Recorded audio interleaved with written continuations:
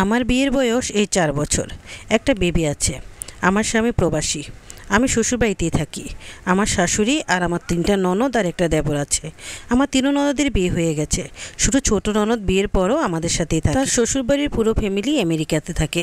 শুধু তার একটা ননাস দেশে থাকে, আর তার সাথে তার একটা জাও থাকে। কিন্তু আমার ননদ তার শ্বশুরবাড়িতে থাকে না, সে তার বাবার বাড়িতে থাকে, মাঝে মাঝে গিয়ে দেখা করে আসে। একদিন আমার ছোট ননদ মার্কেটে যাবে, আমাকে বলেছিল সাথে যেতে, আমি যাইনি। কারণ আমার শরীরটা অনেক অসুস্থ ছিল, আমার বিবিও অসুস্থ ছিল।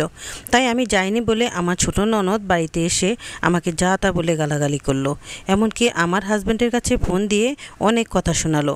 বলল আমি নাকি হিংসে করি, আমি নাকি ওকে দেখতে পারি না, তাই আমি ওর সাথে যাইনি। এদিকে আমার শাশুড়িও ওনার ছেলেকে আমার ব্যাপারে অনেক কথা শোনালো। আমার মতো মেয়েকে নিয়ে উনি চলতে পারবে না, আমার আব্বুকে ফোন দিয়ে উনি আমাকে দিয়ে দেবে, আমার মতো বউ নিয়ে চলা সম্ভব না। পাশের রুম থেকে সব চিল্লিয়ে চিল্লিয়ে বলছিল। আমি সবই শুনতে পেয়েছি। আমি নাকি সারাক্ষণ বাবার বাড়িতে ফোন করি, আর ফোন করে সারাক্ষণ ওদের সাথে গল্প করি। ঘরে কোনো কাজই আমি গুরুত্ব দিয়ে করি না। তারপর আমার স্বামী আমাকে ফোন দিয়ে অনেক কথা শুনিয়েছে। বলেছে আমি নাকি ৩ জনকে নিয়েই সংসার করতে পারছি না, আমার নাকি ধৈর্য একদম কম। আরও অনেক অনেক কথা বলেছে, সেগুলো নাইবা বললাম। ওনার মা বোন আমাকে খোঁচা দিয়ে দিয়ে অনেক কথা শোনায়। আমি চুপ থাকি, শুনেও না শোনার ভান করি, যাতে ওনাদের সাথে আমার কোনো ঝগড়া না হয়। সংসার চলায় আমার শাশুড়ি, সব ওনারই হাতে। কোনো দিন কোনো কিছু লাগলেও আমি বলি না। আমার ননদ আগে এই বাড়িতে যেভাবে চলতো ঠিক সেভাবেই চলে।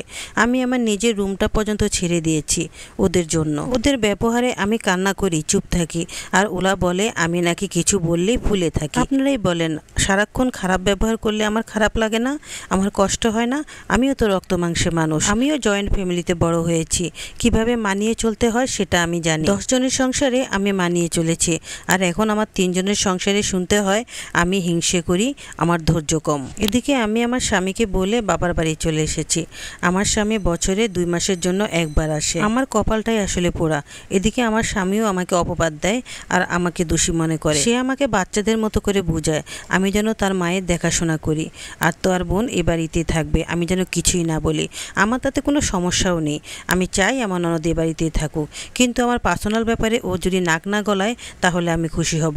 এই কথা বলার পর আমার স্বামী আমার উপর অনেক রেগে গেল। এখন আমাদের দুজনের মাঝে অনেক দূরত্ব সৃষ্টি হয়ে গেছে।